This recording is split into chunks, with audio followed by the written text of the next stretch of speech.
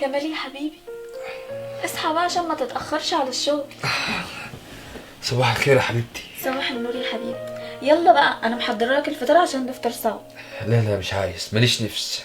اخصى عليك بقى، انا صاحيه بدري عشان اجهز لك الفطار وانت تقولي ماليش نفس. طب انا زعلانه منك يا حبيبتي، قلت لك 100 مره ملوش لزوم تصحي بدري وتتعبي نفسك، وانا لو جعت هبقى اكل اي حاجه في الشغل وخلاص. يا سلام، وابقى ست ازاي انا بقى وانا مش مهتميه بجوزي وسايباه ينزل من غير فطار؟ يا حبيبي انا عايزه اعوضك عن ايام العزوبيه. ماشي يا ستي، ربنا يخليكي ليا. ويخليك ليا انت كمان يا حبيبي. يا لهوي، ايه يا بنتي، في ايه؟ قرصك تعبان ولا ايه؟ نسيت اللبن على النار وزمانه فار. لا ست بيت شاطره فعلا.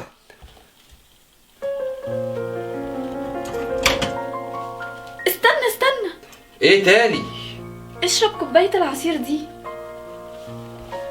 انا اصلا كويس اني فطرت اساسا. عشان خاطري اشربها، دي جميله عشان تبقى مفرفش كده ومنعنش. حاضر يا رباب.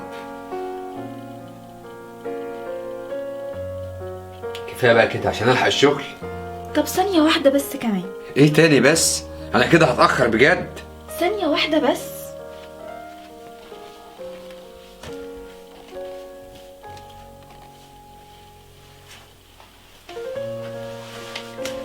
البس ده عشان الجو برد بره. الجو مش برد اول الدرجات دي يعني. احتياطي يا حبيبي، الجو مش مضمون، البسه عشان خاطري. حاضر يا ستي، حاضر. البسيه. سلام بقى عشان اتاخر. سلام. نسي اهم حاجه، البوسه بتاعتي.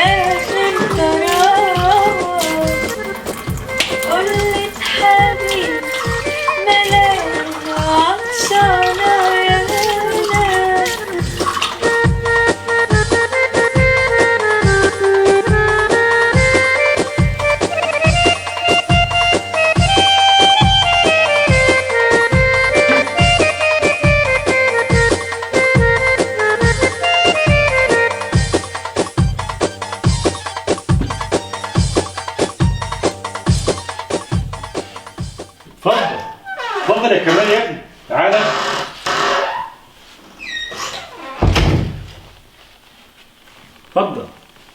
اتفضل اقعد يا كمال يا ابني.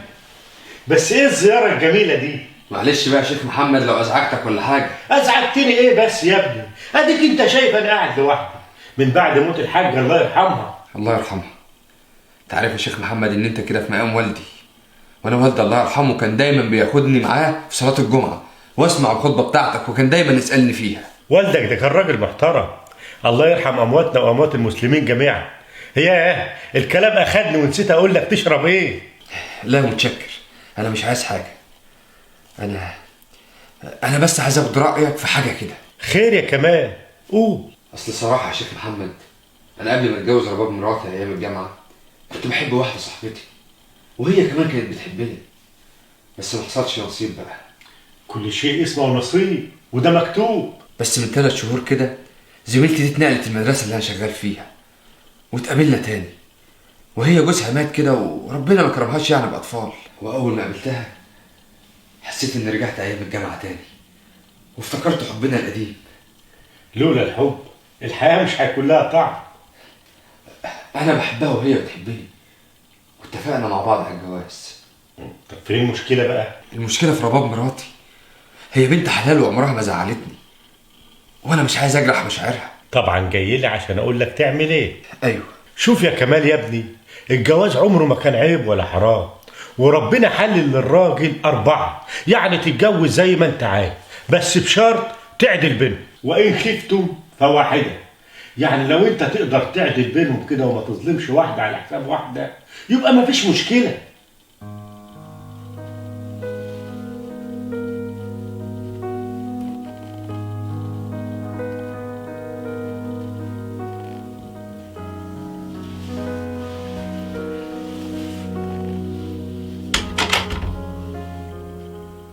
الحمد لله على السلامة يا حبيبي.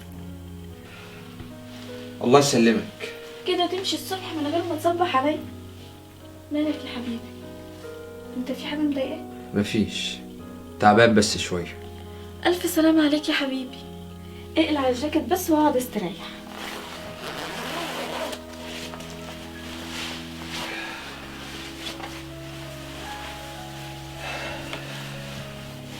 خمس دقايق والأكل يكون جاهز. مش عايز اكل دلوقتي، خليها كمان شوية. حاضر. طب هقوم ارص الهدوم في الدولاب واجيب لك شوية مية وملح اغسل لك رجليك بيهم.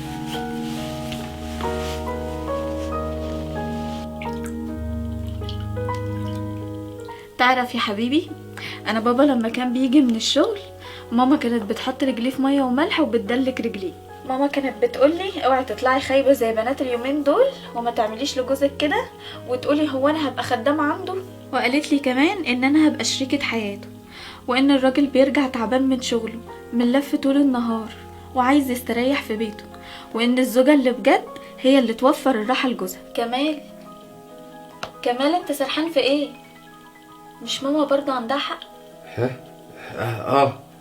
طبعا يا حبيبتي. ما هو اصل الراجل يعني بيتعب عشان خاطر مين؟ مش عشان خاطر بيته ومراته، وانت هتلاقيك تعبان طول اليوم في المدرسة. مفيش شغلانة سهلة، كله تعب في تعب.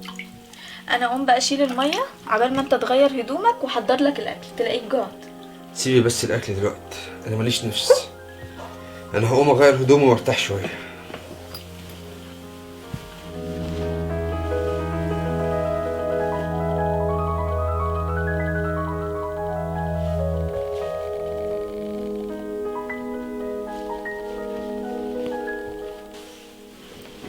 مالك بس مشغول بايه؟ مفيش حاجة يا رباب. هتخبي عني؟ طيب هو انا عملت حاجة زعلتك؟ عموما يا سيدي لو عملت حاجة زعلتك انا اسفة. انت ما عملتيش حاجة والله يا حبيبتي، انا بس مشغول بالمدرسة والطلبة ومشاكلهم وكده. ربنا معاك يا رب. طب هسيبك انت ترتاح وانا هطلع اقعد في الصالة. طب يا ريت وانت بتتفرجي على التلفزيون توطي الصوت شوية. انا مش هفتحه اصلا عشان ما يعملكش دوشة وتعرف تنام. طب هتطلعي في الصالة تعملي ايه؟ اصلي مش هنام دلوقتي، ولو فضلت قاعدة جنبك هقلقك، فهطلع اقعد في الصالة وهسيبك ترتاح انت يا حبيبي.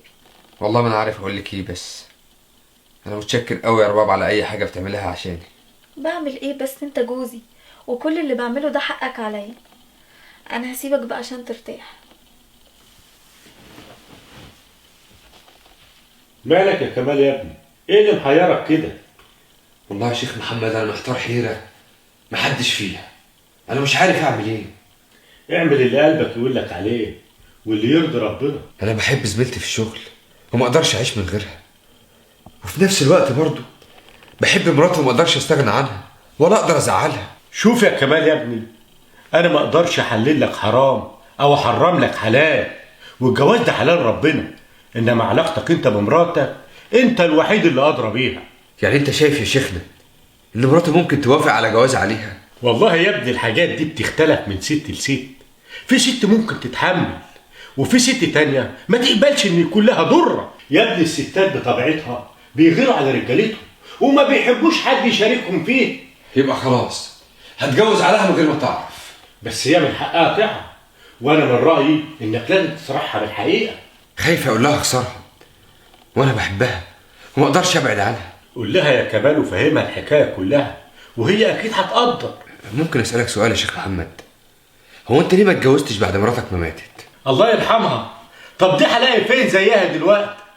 يا ابني ربنا جعلنا مختلفين، يعني في رجاله ظروفهم وامكانياتهم بتخليهم يتجوزوا واحده واثنين وثلاثه واربعه، والا ما كانش ربنا حلل لنا ان احنا نتجوز اربعه. وفي رجاله بيكتفوا بست واحده بس وبتغنيهم عن ستات الدنيا كلها. وانا من النوع التاني، وعمري ما فكرت في الجواز على مراتي سواء كانت عايشه او بعد ما ماتت الله يرحمها. انا اخدت من الدنيا كل كفايتي.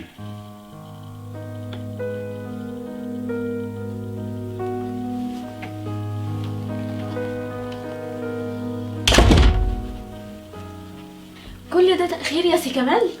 انت لابسه هدومك كده ورايحه فين؟ لا دي مفاجأة. اتفضل بقى غير انت هدومك ويلا بينا. هنروح فين بس؟ قلت لك مفاجأة بقى، يلا بس. بقول لك يا رباب انا مش فايق خالص الليله دي، خليها اي ليله تانية. ما ينفعش يا حبيبي، لازم النهارده. طب في ايه بس؟ عرفيني، لو ما عرفتش مش هروح في اي حته. ليه بس كده؟ هتضطريني احرق المفاجأة. بصراحة كده كنت حاجزة مطعم على النيل عشان نقعد نتعشى سوا. ليه يعني؟ بمناسبه ايه؟ بمناسبة عيد جوازنا. والله صحيح، ده النهارده عيد جوازنا. انا اسف والله يا حبيبتي، معلش ضغط الشغل نساني. يا حبيبي انا عارفة ان انت مشغول، ربنا يكون في عونك. وبعدين ده عيد جوازنا احنا الاتنين، يعني اللي فاكر يفكر التاني ويحتفل بيه كمان. وبعدين السنة دي انت نسيت وانا افتكرت، ممكن السنة الجاية انا انسى وانت تفتكر. انت اجمل انسانه في الدنيا دي كلها يا رباب. طب ايه، هنضيع الوقت كله في الكلام؟ يلا ادخل البس. رباب، في حاجه كده عايز اخد رايك فيها. اصل صراحه كده في واحد صاحبي متجوز ومراته زيك كده، يعني ست طيبه وبنت حلال، بس هو يعني كده كان بيحب واحده من ايام الجامعه، والظروف جمعتهم تاني واتفقوا مع بعض على الجواز، وهو مش عارف يقول لمراته ايه. وليه بس يظلم مراته ويجرحها؟ هي ذنبها ايه بس؟ معلش بقى يا حبيبي، انت صاحبك ده كده قليل الاصل. قليل الاصل ليه يعني؟ عشان بيحب وعايز يتجوز؟ ومراته اللي انت بتقول انها كويسه وبنت حلال، حرام يظلمها معاه كده. بس الجواز له عيب ولا حرام؟ مش احسن ما يعمل حاجه غلط؟ انت بتدافع عنه قوي كده ليه؟ كمال، اوعى تكون انت اللي عاوز تتجوز عليا. رباب، انت عارف انا بحبك قد ايه وما اقدرش استغنى عنك، بس هي حب عمري وعدتها بالجواز وملهاش غيري. انت عاوز تتجوز عليا كمال؟ ده بجد؟ طب ليه؟ بحبها وما اقدرش اعيش من غيرها. انا ما اقدرش اقول لك ما تتجوزش عليا، بس كل اللي اقدر اقوله لك اني عاوزه اتطلق. طلقني يا كمال. عايزه تتطلق يا شيخ محمد؟ طلبت الطلاق ومصممه عليه. سيبها بس يومين كده لغايه ما تهدى، ما هو اللي حصل ده كان شيء متوقع. بس انا بحبها وما اقدرش اعيش من غيرها.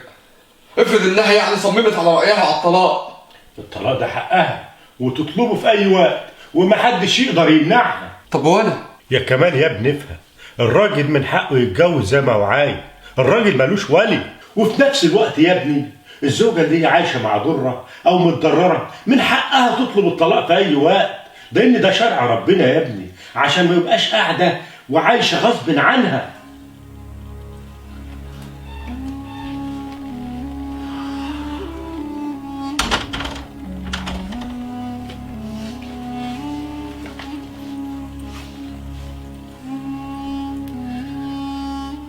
انت رايحه فين يا رباب؟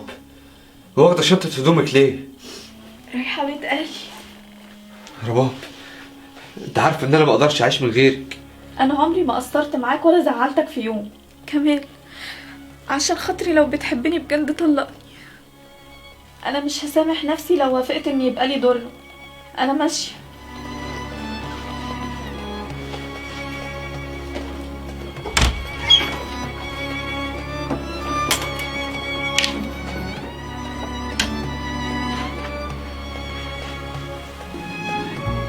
انا ما اقدرش استغنى عنك يا رباب، وبحبك وفي نفس الوقت بحب زميلتي وما اقدرش اعيش من غيرها.